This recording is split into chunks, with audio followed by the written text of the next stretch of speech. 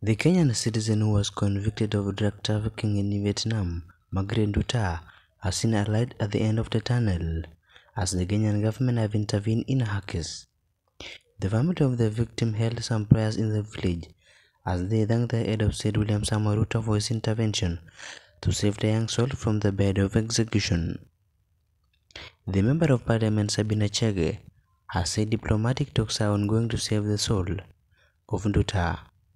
Sabina Chege says strict regulations are required for employment agencies. Margaret Nduta was scheduled for execution on March 17 following drug trafficking in Vietnam. She was arrested in 2023 upon arrival at the airport in Vietnam capital.